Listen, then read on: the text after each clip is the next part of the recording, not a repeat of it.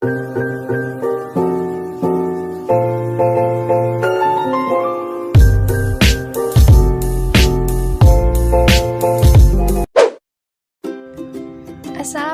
warahmatullahi wabarakatuh. Hai, apa kabar? Nah, kali ini aku akan ngejelasin tentang jenis layanan dan kegiatan pendukung bimbingan dan konseling. Simak videonya sampai habis ya. 10 layanan dalam bimbingan dan konseling.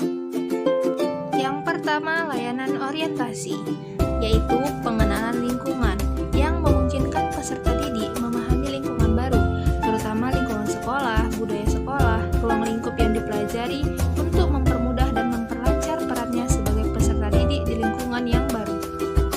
Yang kedua, layanan informasi, yaitu pemberian informasi apa saja yang dibutuhkan siswa di dalam kelas, seperti informasi diri, sosial, belajar, pergaulan, karir, pendidikan lanjutan, dan lain sebagainya.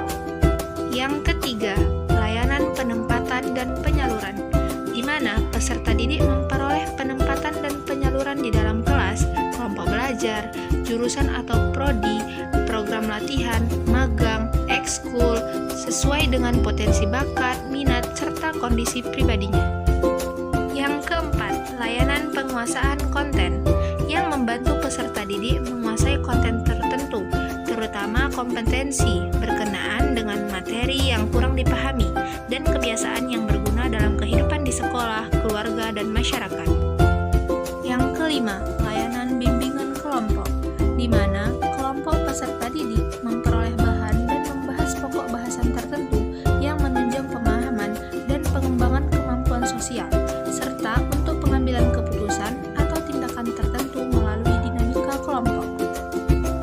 Yang keenam, layanan konseling kelompok, di mana masing-masing anggota dari sebuah kelompok memperoleh kesempatan untuk membahas dan mengentaskan permasalahan pribadi melalui dinamika kelompok.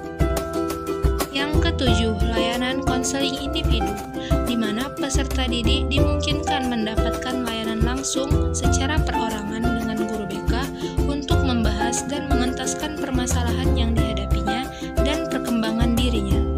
Yang kedelapan, layanan mediasi, yang membantu peserta didik menyelesaikan permasalahan ataupun perselisihan dan memperbaiki hubungan antar peserta didik yang satu dengan yang lainnya dengan konselor sebagai mediator.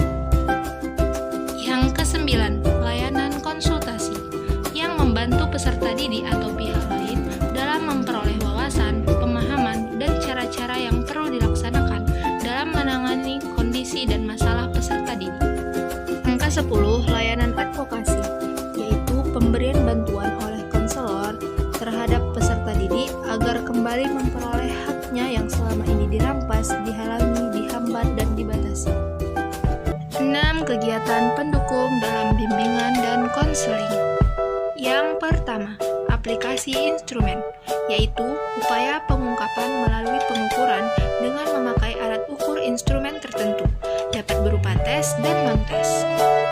Yang kedua, himpunan data, yaitu untuk menghimpun seluruh data dan keterangan yang relevan dengan keperluan pengembangan peserta didik, bersifat tertutup dan diselenggarakan secara berkelanjutan, sistematik, komprehensif, dan terpadu. Yang ketiga, konferensi kasus, yaitu untuk membahas permasalahan peserta didik dalam suatu pertemuan yang dihadiri pihak-pihak yang dapat memberikan keterangan, kemudahan, dan komitmen bagi terentaskannya permasalahan peserta didik. Yang keempat, kunjungan rumah, yang bertujuan untuk memperoleh data peserta didik dengan cara mengunjungi rumah peserta didik untuk mendeteksi kondisi keluarga dengan permasalahan peserta didik agar mendapatkan berbagai informasi yang dapat digunakan lebih efektif. Yang kelima, alih tangan kasus, yaitu untuk mendapatkan penanganan yang lebih tepat dan tuntas atas masalah yang dialami peserta didik dengan memindahkan penanganan kasus dari satu pihak ke pihak lainnya yang lebih kompeten dalam menyelesaikan permasalahan tersebut. Yang keenam, tampilan kepustakaan, yaitu upaya bantuan kegiatan pendukung untuk memperkaya dan memperkuat diri berkenaan dengan permasalahan yang dialami peserta didik atau klien. Demikianlah penjelasan